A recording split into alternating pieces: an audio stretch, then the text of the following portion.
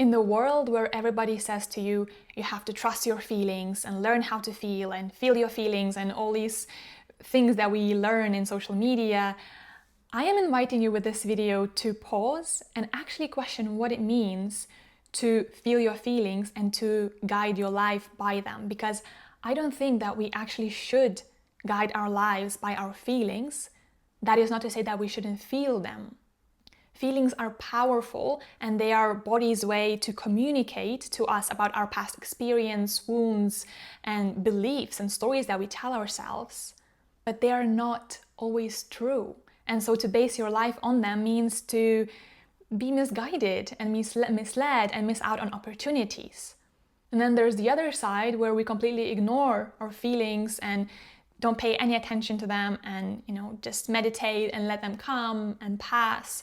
And that also isn't bringing us any clarity because it makes us lose the connection with ourselves, because feelings are powerful communicators, like symptoms of what is happening. They're the signals. I think that's the right way to put it. So in this video, my goal is to lay out some key frameworks, elements of way of thinking of how we can better understand how to use our feelings to actually direct the life that we want to live and expand past our comfort zone, but also not to go overboard where we just bulldoze over ourselves. So first of all, trusting your feelings is not equal to obeying them. It is to listen, to understand and discern why is it coming up? What is it telling us? What is its message? Let's take an example of intimacy.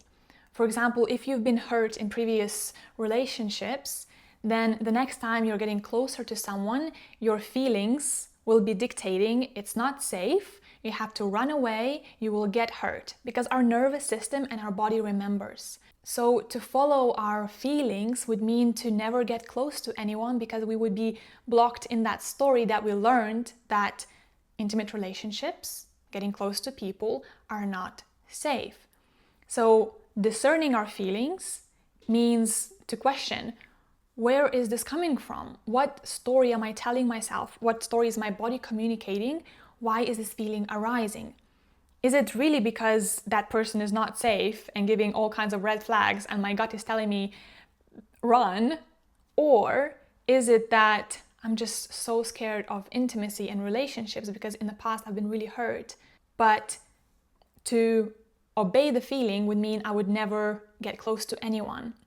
And to discern whether this is the right person that I can safely communicate and open up and see if this hurtful experience that my nervous system is carrying can be misproved, that this doesn't have to be the case for me going forward in my life. And taking from the methodology of internal family systems that I am so fond of and I love using it in my practice and with myself and my clients, is to befriend that part that is afraid.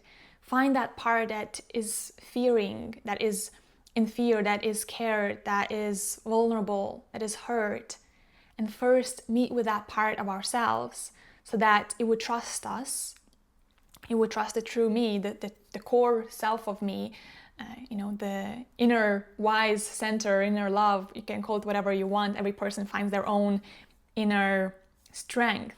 And so that those parts could safely attach to us as their main attachment figure, so that they could trust us that as we're moving forward in life, whether that's relationships, job, any circumstance that those parts were hurt before, that now we will take them into consideration and we will protect them and we will set boundaries where boundaries are needed, where before they weren't set because we weren't aligned to our true self. So again, the first step of coming into harmony with our feelings is to examine them, to look at what parts of ourselves is holding the fear, is holding that emotion, that feeling that is coming up, and to befriend that part if that part of us has been hurt in the past, or the stories that it's telling us about this current situation, or to see if it's really coming from the gut, that inner intuition that this is not the right thing to do and we should back off. And when we really get sensitive and get to know our inner system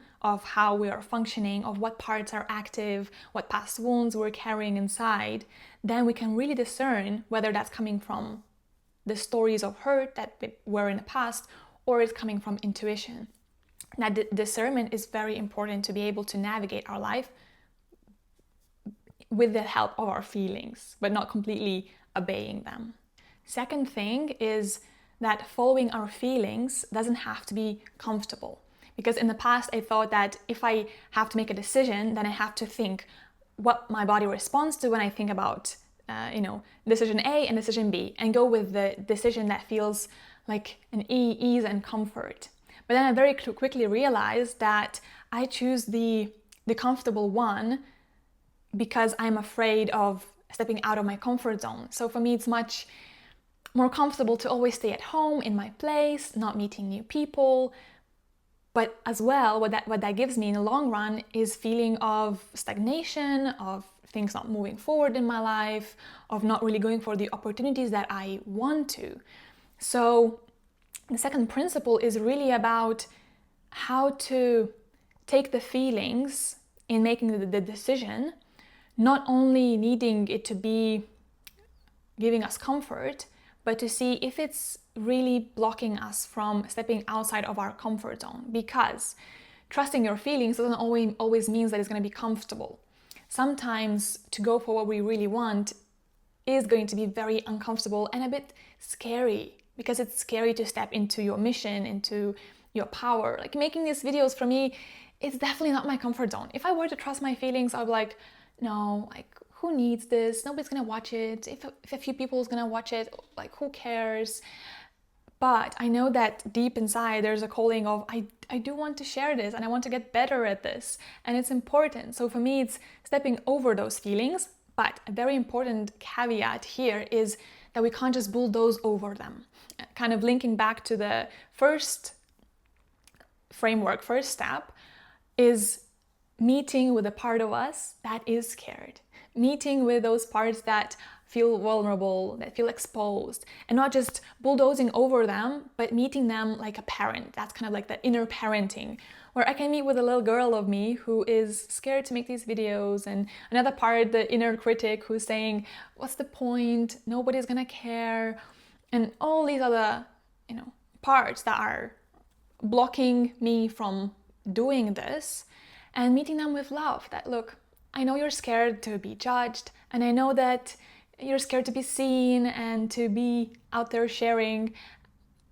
And when they feel that I've met them, that I'm not bulldozing over them, it feels much more easy. It feels much less resistant. So to wrap up, the second principle is that it's not going to be always comfortable. To follow our feelings it's not equal to comfort, because it's more often than not actually stepping outside of our comfort. And that again is about following our intuition and discerning when it's our intuition and when it's the parts of us that are trying to hold us in a comfort zone. And I know that's not an easy thing to discern when is which, and sometimes with life experience we can learn, and slowly, little by little, we get to understand what it really is. But it all comes down to the inner inquiry and understanding ourselves and the parts that are governing our lives. The third thing that I want to share is using our emotions as a tool to get to know ourselves instead of running away from the experience of life.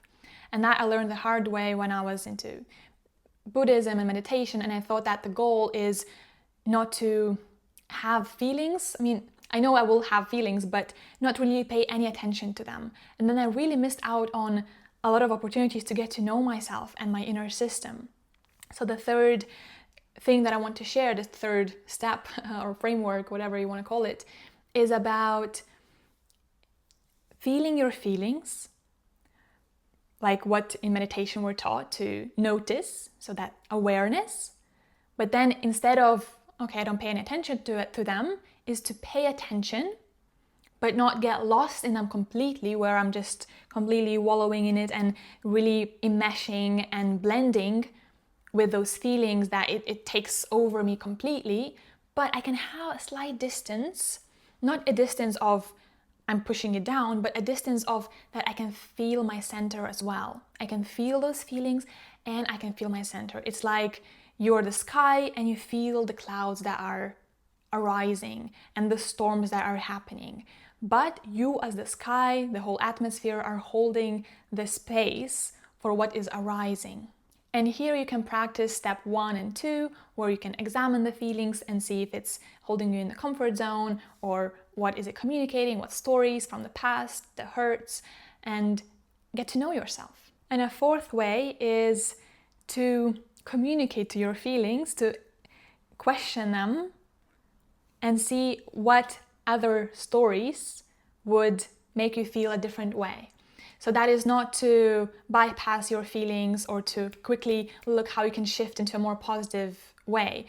But this fourth step is when you felt your feelings, when you examined where they're coming from, what kind of stories, what kind of hurts, what kind of contractions and boundaries they are presenting, then we can see, is this story still true? Is it true that if I film this video and somebody judges me, then it means I'm a failure? Because that kind of story in my head could be running subconsciously and creating the feeling of, I don't want to film this video, I don't want to do it, I'm not good enough, and all these other feelings that would sabotage me and not make me do what I feel called to do. And so after we examine the stories, then we can go into the Byron Katie's inquiry work, which I really loved, and it's inquiring. Is it 100% true that if I film this and nobody watches it, it means that I'm a failure? Well, no, it's not true. So how does believing that make me feel? If it were true, well, it makes me not want to do it. And what would be the other kind of story that I could tell myself that would make me feel better? Just as an exploration, is that, well, if I film this video and I fail, at least I've gotten the skill of trying, of talking to the camera, of setting things up. And that means I'm a success because I'm improving, and I really value improvement in my life in the way that I'm learning and I'm trying new things, and I can step into things that I feel called to do. So that would be a success. And how does that make me feel? Well, that makes me feel that I want to set up the phone and just speak about what's important to me and what I want to share. So again, to recap, just a few things that I think might be helpful to building a better relationship with feelings and helping us navigate our lives with feelings is, number 1, that trusting your feelings is not equal obeying them. So we can still listen to our gut, but that doesn't mean we have to obey them. The second thing is that comfort is not equal the right choice. That sometimes comfort is just a comfort zone that we have to step outside, and to do that, we have to meet with the parts of us that are holding. Third is that meeting with emotions is very important, not to bypass them, not to intellectualize them, but to also not blend fully where it overtakes us and we're not really able to navigate or understand ourselves better because we're just so overtaken. And that is to be like the sky and hold emotions like clouds, with love and compassion as much as it is accessible at that time.